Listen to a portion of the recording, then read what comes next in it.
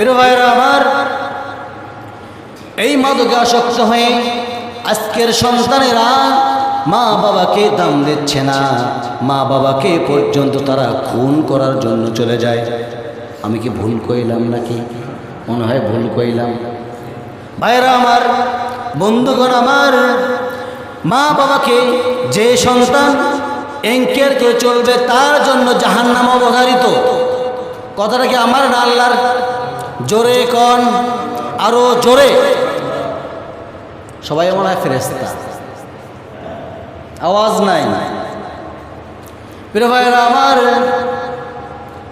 আল্লাহ রাব্বুল আলামিন এই মা বাবা সম্পর্কে স্পষ্ট করে জানাচ্ছেন, ওয়াকাদা রাব্বুকা আল্লা তা'বুদু ইল্লা ইয়্যাহু ওয়া বিল ওয়ালিদাইনি ইহসানা ইম্মা ইয়াবলুগান্না ইনদাকাল কিবরা আহাদুহুমা আও কিলাহুমা ফালা তাকুল লাহুমা উফ ওয়ালা তানহারহুমা وقل لهما قولا كريما واخفض لهما جناح الذل من الرحمة وقل رب ارحمهما كما ربياني صغيرا।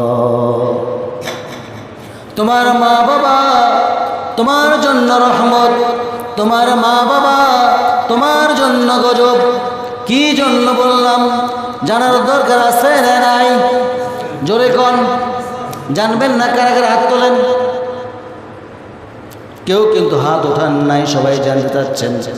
আমি বলতেছিলাম ওয়াকাদা রাব্বুকা আল্লা তা'বুদু ইল্লা ইয়্যাহ, কেবলমাত্র একমাত্র আমি আল্লাহ রব্বুল আলামিন, আমাকে ভয় করো।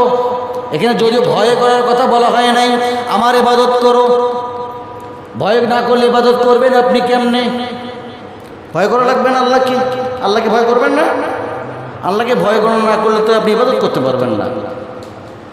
আল্লাহ রাব্বুল আলামিন বলেন ওয়াকাদা রাব্বুকা আল্লা তা'বুদু ইল্লা ইয়্যাহ, একমাত্র আমাকে ভয় করো এবং আমার ইবাদত করো। ভয় করে ইবাদত করো। যদি ভয়ের কথা খুব শব্দ এখানে আসে নাই, তারপরও আমাকে কথাটা ডিসপ্লে করতে হচ্ছে। একমাত্র আমার ইবাদত করো, আমার ইবাদতের পরে তোমার মা বাবার খেদমত তুমি করো। ওয়াবিল ওয়ালিদাইনি ইহসানা, তোমার মা বাবার সঙ্গে তুমি ভালো আচরণ করে যাও। তোমার কথা শুনে যেন তোমার মা বাবা আচরণ শব্দটাও যেন না করে।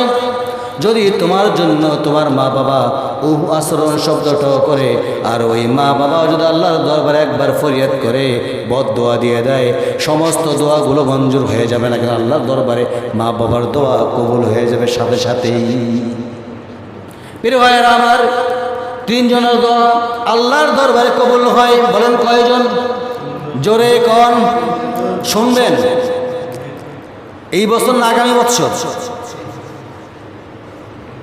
শেষ করে দিচ্ছেন। এক নম্বরে মা বাবার দোয়া আল্লাহর দরবারে মিস হয় না, সঙ্গে সঙ্গে কবুল হয়ে যায়। বদদোয়াও কবুল হয়ে যায়, দোয়াও কবুল হয়ে যায়। দুই নম্বরে মুসাফিরের দোয়া আল্লাহর দরবারে কবুল হয়ে যায়। নাম্বার তিন, যে ব্যক্তি একবারে মাজলুম, মাজলুম বলছেন,